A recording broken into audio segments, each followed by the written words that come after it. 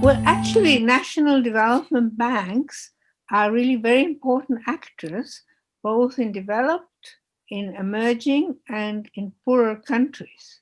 I mean, together, all development banks represent over $11 trillion of assets, and every year they lend about $2 trillion.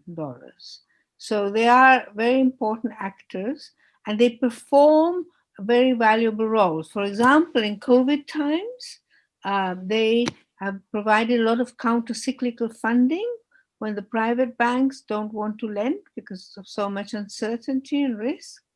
uh, Public development banks step in.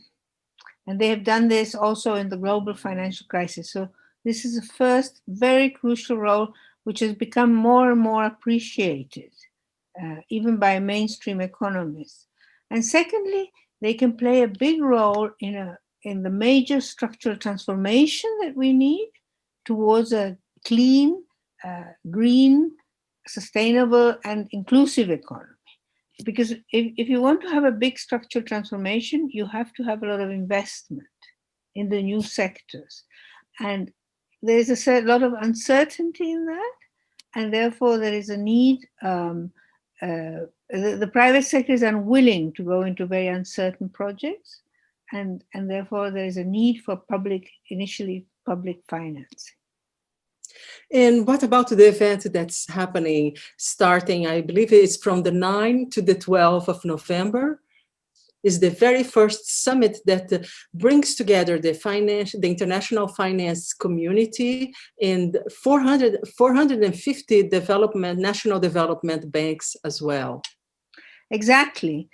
This is the idea of the French agency head, Mr. Remy Rioux, with the support of President Macron, the support of the UN Secretary General, Mr. Gutierrez, and Ms. Georgieva, the managing director of the IMF, will also be speaking.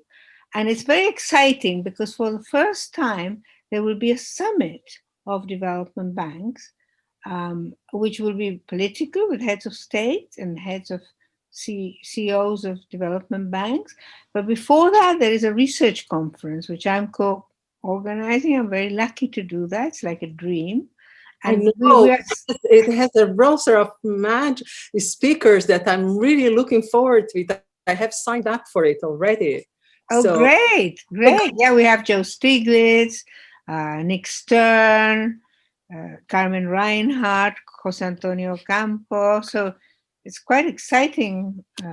And you, we are so thank you very much. Hearing from you, actually, because you are one of the few economists that really has been focusing. Most of your research work throughout your career has been related to the national development banks. Exactly. In recent times, I've really focused a lot on public development banks, particularly like in this book on national development banks, with this project with Ocampo, where we studied banks in China, in Germany, and also in 5 Latin American countries. And we concluded that these development banks are overall very good at what they do, that they adjust very well.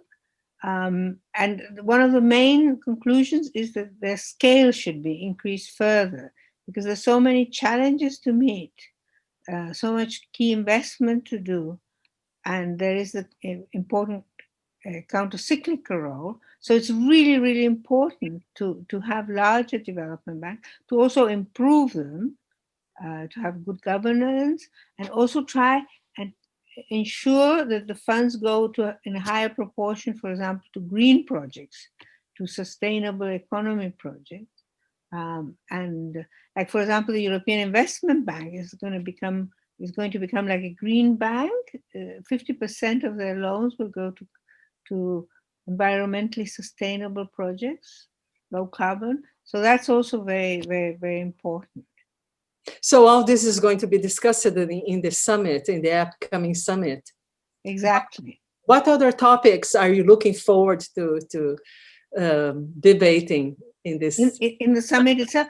Well, we're looking at a range of topics. For example, we're going to look at how financial regulation, for example, of development banks should be done. Should it should the same regulations apply to commercial banks be applied, or should it be adjusted? For example, development banks have to lend much more long term, and they have long term funding as well.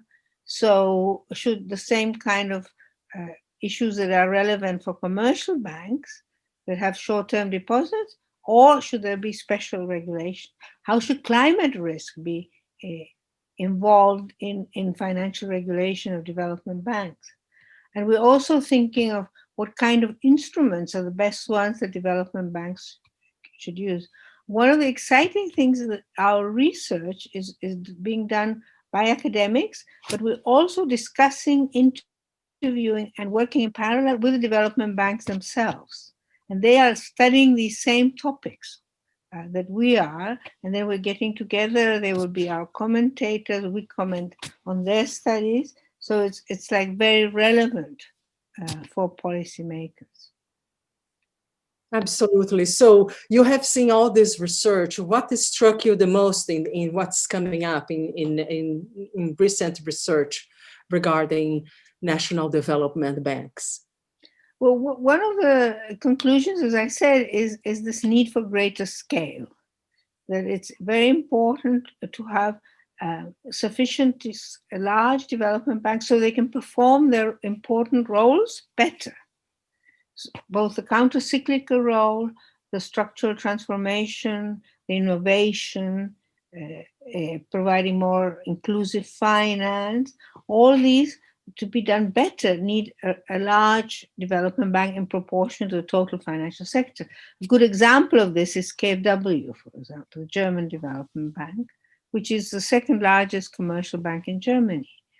A second thing is that development banks have a very important role to perform in providing global public goods or national public goods. For example, climate mitigation.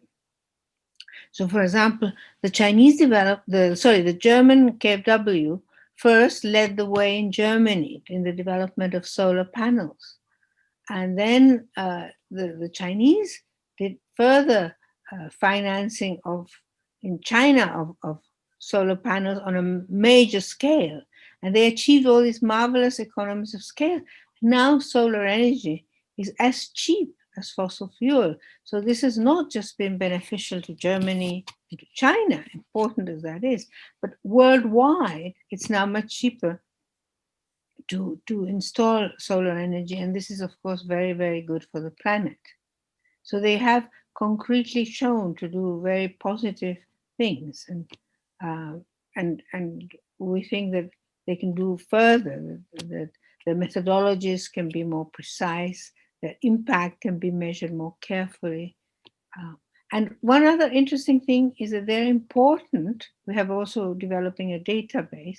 They're important not just for developing countries and for emerging economies, but also in the most developed countries, in the most advanced countries. They play a major role in Germany, in France, in Italy, in Canada, and now, very excitingly, in the US, there are several proposals to create a major federal American investment bank that would fund precisely innovation, green transformation, also fund improvement for poorer people and poorer areas within the United States.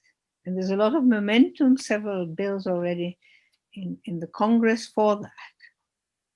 Wonderful. Thank you so much. You're very welcome. Great talking to you.